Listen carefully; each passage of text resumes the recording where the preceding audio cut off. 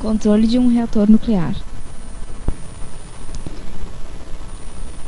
Neste site foi encontrado simuladores de jogos interessantes. Dentre eles, foi proposto o controle na simulação deste programa, que é um simulador de um reator nuclear, que apresenta boa oportunidade para aplicar os conhecimentos de controle de processos.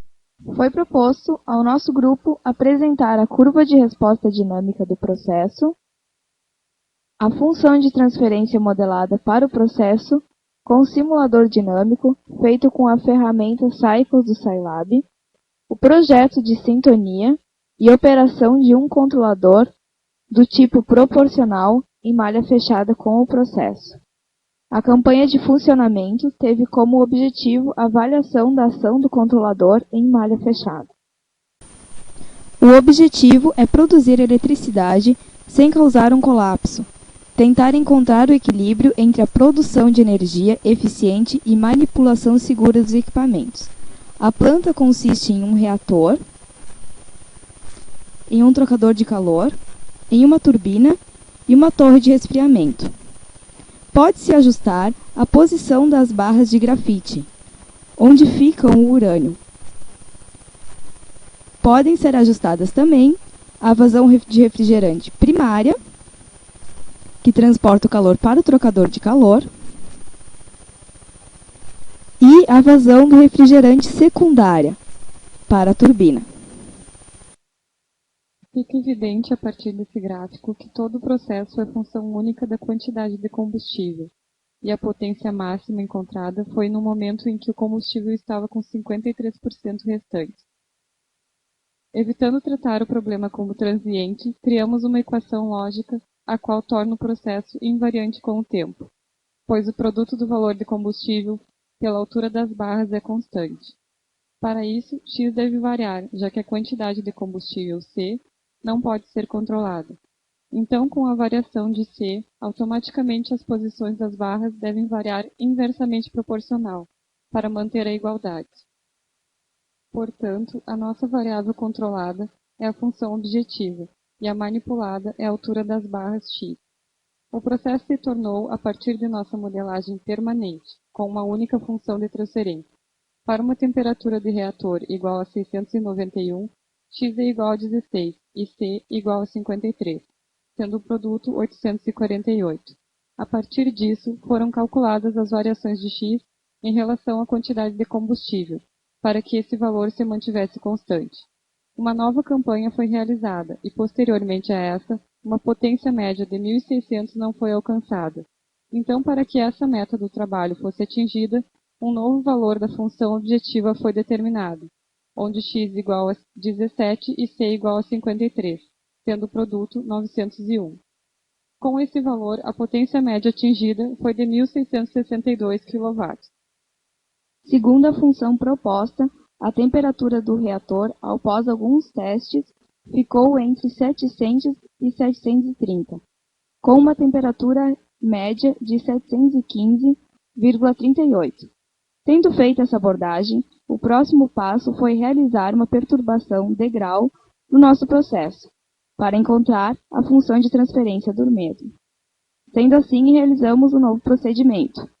Para não perdermos combustível, com apenas 16% das barras abertas em 50 dias, mantivemos por 2 dias o processo em malha aberta, para o boot com x igual a 90.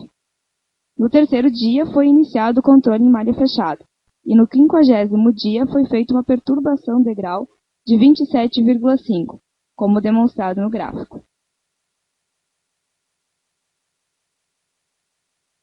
Essa perturbação de grau acarretou na seguinte diferença dos gráficos de temperatura de reator versus tempo.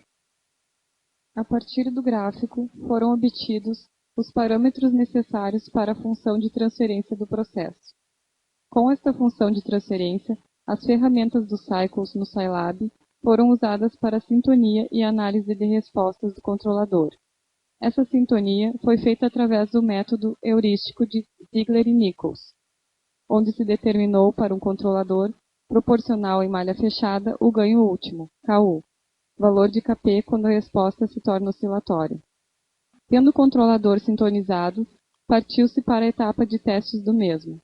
Para o setting point, no valor de 901 da nossa variável controlada, a resposta do nosso controlador nos apresentou um pequeno offset, mantendo a linearidade pouco abaixo dos 900. Provocou-se então uma perturbação de grau no dia 50, e em função disso, o nosso controlador deu uma resposta alterando o set point para um novo valor pouco acima dos 900, sendo que ele deveria apontar o valor de 928,5 na variável manipulada, valor este previamente calculado. O principal motivo desse offset é por usarmos um controlador do tipo proporcional, onde não é possível eliminar tal erro. A resposta do controlador é mostrada na figura seguinte. Após a aplicação da função objetivo, a ação do controlador sem perturbação a fim de transformar o problema em pseudo-transiente e ser executado um distúrbio de grau de 23 na variável Q no dia 50, gerou a seguinte curva de resposta dinâmica. A partir da mesma, a função de transferência encontrada para este processo foi com um ganho de 60, tal de 94 e tempo morto igual a 2 dias.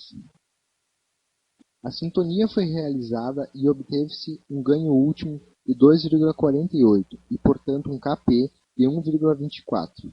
A sintonia mostrou-se boa de acordo com a simulação dinâmica no Scilab, que nos mostra um comportamento estável do controlador com um pequeno set point. A última campanha, com ajustes, nos deu uma potência média maior que 1.700 kW. Enfim, a modelagem, projeto e sintonia mostrou-se ser confiável. Os créditos deste trabalho são dedicados aos acadêmicos do curso de Engenharia Química do 4º ano, Diogo Ortiz Machado, Maurício Cardoso da Silva Borges, Bárbara Thaís Eli, Daiane Landarim e a todos os colegas do curso de Engenharia Química do 4º ano de 2010. O trabalho só foi feito com a orientação do professor Renato Dutra Pereira Filho, professor de Instrumentação e Controle de Processos, 4º ano de Engenharia FURG. As referências bibliográficas utilizadas durante esse trabalho foram o site www.ea4rv.com, rdpf.wordpress.com, o livro Controle Típicos de Equipamentos e Processos Industriais, com o auxílio do software Scilab. Muito obrigado pela sua atenção.